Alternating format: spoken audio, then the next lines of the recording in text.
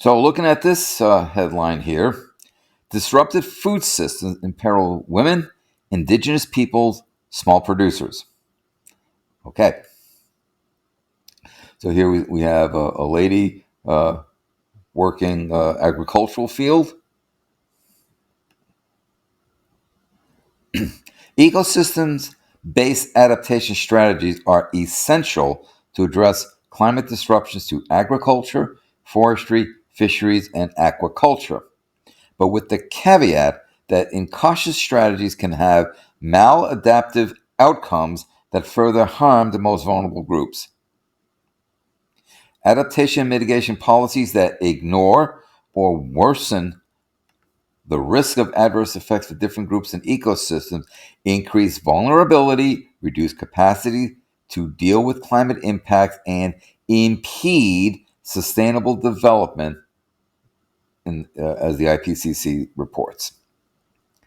Rising temperatures, changing weather patterns, and extreme weather events have disrupted agriculture, forestry, fisheries, and aquaculture by altering the distribution, growing area suitability, and timing of key biological events. Even under a 1.5 C pathway, the IPCC predicts risk to food systems will increase by 2050, and they're worse still on the pathways with greater warming. Adaptation strategies that could be useful 1.5C will become less effective in hotter future scenarios. Rising temperature and humidity. They worked. When they work together, that really exacerbates what we're seeing here. So rising temperatures and humidity will put more pressure on food-producing ecosystems on land by reducing pollinator activity and air, soil, water quality. This is a reference to that we need the bees. And the bees are being impacted by rising temperature and humidity such that they won't be able to go from flower to flower and do the pollinating activity that is critical to agriculture. These adverse conditions will also stress animals, including livestock and fish, and damage food safety by creating favorable conditions for different forms of animal and plant disease. In other words, you're going to start having all these infections taking place. And warmer temperatures, increased humidities favors the development of such pathogens running loose. The range of impacts will reduce meat, milk, and crop productivity. With food quality and harvestability disrupted, productivity of farms and fisheries declining, food insecurity will rise. Why don't they just say, that people are going to go hungry, they're going to starve? This is stinking euphemism here. George Carlin did a great routine about euphemisms. He would have fun with this one. But seriously, stop trying to sugarcoat it. Just call it what it is. People are going to starve. They're going to go hungry. And everything we've been seeing in these reports about the use of the land and the declining fisheries and the crops and so on and so forth. I hate to say this, it comes down to the fact there are too many people on the planet. 8 billion is just not sustainable. You need land to house them and land to create food. And with more and more land becoming less habitable, less able to grow food, you don't have to be a rocket scientist to see that something's going to snap. And when it does, we're going to see mass mortalities. Sudden food production losses have already increased since the mid-20th century. That's like 70 years. With extreme weather events making food less available and food prices higher, and threatening the food security, nutrition, and livelihoods of millions. Nutrition. Plant yields are declining, as are the nutritional content of the plant are declining. All these impacts are both causes of, compounded by, increased climate-linked human migration, or climate refugees. Vulnerable groups like women, children, low income households, indigenous or other minority groups, and small scale producers, now, this is not the big mega farm that you have, for example, in the US, are most affected by these changes because of their higher risk of malnutrition, livelihood loss, rising costs, competition for resources. Negative climate impact will increase the number of people affected by food insecurity and diet related death, with the greatest numbers of affected people concentrated in sub Saharan Africa, South Asia, Central America. Outdoor workers will also face acute impacts from higher outdoor temperatures. And don't forget, with the increased humidity, you're going to cross the wet bulb temperature of 36°C, which means that your body, as even though you're trying to perspire, it's the air is so humid that it cannot whisk the moisture off the skin to cool the body down, so that hyperthermia will result, leading to protein degradation, breakdown, right, and death. So this is a very troubling, you know, what they're saying here. Adaptation measures are key, and those that focus on ecosystem based approaches such as diversification, land restoration, agroecology, and agroforestry have the potential to strengthen resilience to climate change with multiple co benefits. Different communities are already working with adaptation strategies that could be feasible and effective at reducing climate impact under the right circumstances. Ecosystem based adaptation strategies that harness unexploited synergies in agricultural systems can increase productivity and resilience by increasing biodiversity, adding organic matter to soils, integrating livestock and forestry into farming practices. The IPCC warned of trade offs and benefits vary with socio ecological contexts. So, socioeconomic barriers like insecure tenure agreements, gender inequalities, failure to recognize indigenous land rights can impede effective adaptation. In other words, now we get into politics. And politics ruins everything. Decision makers who ignore these factors run the risk of compounding climate vulnerability. Other scenarios, smallholder farmers who have limited access to financial institutions will have difficulty participating in policies that rely on credit access, putting them at a disadvantage. Offset schemes that seek to limit deforestation or store carbon can have negative impact on indigenous and local communities without specific policies to protect their land rights. With the UN's reducing deforestation and forest degradation, the climate community learned that poor protection of land rights opens the door for land grabs, where corporations purchase large tracts of land to offset their emissions at the expense of indigenous and other local communities. That sounds like that carbon cap and trade business. You know, I don't know if that's correct, but that's how it strikes me. Uh, if some of you know differently, let me know. Historically, large-scale land acquisitions like REDD Plus have lacked sufficient stakeholder participation, leading to negative impacts of vulnerable groups.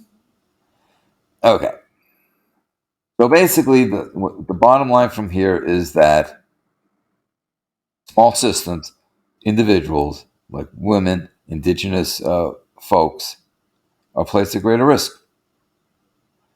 They're often at the mercy of large corporations, to be blunt. That kind of was the implication in that portion we just went over. So, everywhere you look, the news is not good. Continuing on, half the world faces severe water shortages if global warming continues. You can see in this photo here, we got folks around a well dipping in a container to pull up some water. Severe water shortages are going to affect up to half of the world's population if current warming trends are not curtailed. Even if politicians do manage to keep temperatures below 2°C, up to 3 billion people may suffer chronic water scarcity. Within 30 years, very large areas of the globe and among the most heavily populated areas are at highest risk. This is partly because the causes of the problem, drought, lack of rainfall, increased evaporation because of higher temperatures, are the most difficult aspects of the climate emergency to adapt to. Around 2050, at approximately 2-degree average global warming, um, it will be higher by 2050. Severe water scarcity has a relatively high likelihood across large parts of the southern U.S. and Mexico, northern Africa, parts of the Middle East. Actually, parts of the Middle East will become so hot as to be uninhabitable, creating millions of climate refugees. Northern China and southern Australia. Many parts of northwest India and Pakistan will also be affected. Chronic water scarcity is defined as less than 1,000 cubic meters of water per person per year in the affected area. This includes fresh water in the landscape, including soil moisture, stream flows, water needed for agriculture, as well as household use, cooking, cleaning, bathing, that sort of stuff. On this measure, 1.6 billion people currently experience chronic water shortages. 1.6 billion. That's basically 20% of the world's population. There are uncertainties, but a 2 degrees C increase in temperature means an additional 800 million to 3 billion will suffer chronic shortages. At a 4C increase, this will rise to 4 billion, more than half the world's current population. Well, there are ecologists and population biologists who state that a 4C increase is sufficient to basically render the human species extinct or near extinct, which means a hell of a lot more than 4 billion people will die. Water scarcity causes all sorts of serious problems with sanitation and hygiene, food production, economic activity, and ecosystems. Water security risks include flood, droughts, water quality deterioration, exposure of vulnerable groups to contaminated water, which contains disease organisms. So dysentery, cholera, right? As well as environmental reasons, lack of security in water supply can also be caused by poor government of the available resources. The result is loss of lives, property, livelihoods, and culture, impacts on human health and nutrition, damage to animal plant life. It can also lead to conflicts over water resources, an underlying cause of war followed by human migration. The great majority of wars are typically about resources, and it's typically often about jacking the resources of another country. Country A is lacking in resource X. Country B has plenty of resource X. Country A comes up with a whole bunch of cockamamie bullshit reasons that country B are bad people. Country A goes in and invades country B and then takes over country B, and then, it now has access to those resources. And by the way, don't believe the BS that Russia's invasion of Ukraine is about NATO. It isn't. It's about resources. Ukraine is rich in natural gas, oil, coal, and minerals. Just saying. One of the problems with water scarcity is that it cannot always be foreseen, and even where it is, can outpace putting in large infrastructure like dams needed to deal with it. It might also coincide with other effects of climate change, like a pandemic. Well, looky. What have we been dealing with for the last 2 years? Lack of available fresh water can also be caused by water-related extreme events, including river flooding, glacial lake outbursts, floods, and droughts. One of the key findings on water shortages is that the prediction they will be severe is made with high confidence because so many scientists in different studies have come to the same conclusions. Many other parts of the IPCC report are classed as medium or low confidence prediction because far fewer papers have come to similar findings. So basically, they're talking about consensus.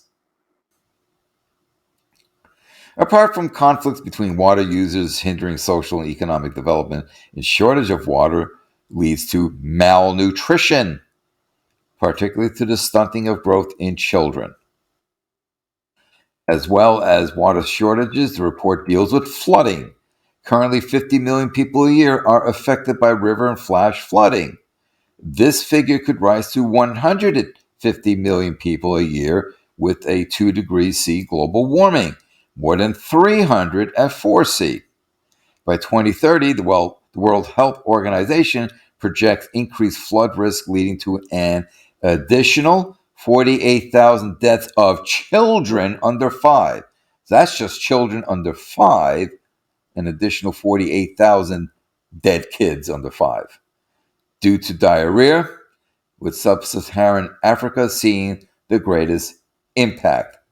Other consequences of floods include death by drowning, loss of access to fresh water, vector-borne diseases like malaria, the mental stress that this brings, loss of homes, livelihoods, other factors. Some water shortages caused by loss of ice in mountain and polar regions. How often you get heavy snows during the wintertime, and that snow slowly melts during the course of the spring and summer. That feeds the communities below those mountains, gives them water for agriculture, drinking water, but it's meted out slowly. Well, if you lose all this snow and ice in the mountains, where's the water going to come from? So those losses can have severe cultural implications, as well as other deprivations, with changes in stream flow affecting the availability of species like salmon, very important food species for many people. It is virtually certain that further warming will lead to greater reductions in northern hemisphere snow cover and glacier regions, resulting in water scarcity, flooding, and changes in water bodies. Those impacts in turn will lead to severe outcomes from water-related diseases, drowning, starvation, long-term health impacts because of malnutrition and diseases, loss of livelihoods, loss of aspects of culture and places of cultural significance. Basically, they're just pounding home these points here. The number of people affected ranges from hundreds of millions to several billion, depending on temperature increases. So, they go on to say the scientific literature offers indirect evidence that climate change may produce severe risk to peace within a century. Well, just sort of look at what's happening in Eastern Europe. I have been saying myself for over 20 years that the next war is going to be fought over access to clean water. This situation here that we just went through is going to lead to that. It's also compounded by the fact that humans have overpopulated the planet. There's just simply way too many people on the planet. So how do you reduce the number of people down to the carrying capacity? Starvation, pandemics, wars. And then add to that lack of access to clean water. Not good. Hello, folks. This is Jim here with Science Talk, asking you to please subscribe to my channel and to inform others of my channel and of the work that I do. Please share to social media platforms that you use. Also, as a reminder, don't forget to click the bell so that you know when I load up more videos. Finally, I ask that you support the work that I do by becoming a patron at patreon.com. Details in the description box below. Thank you for your support.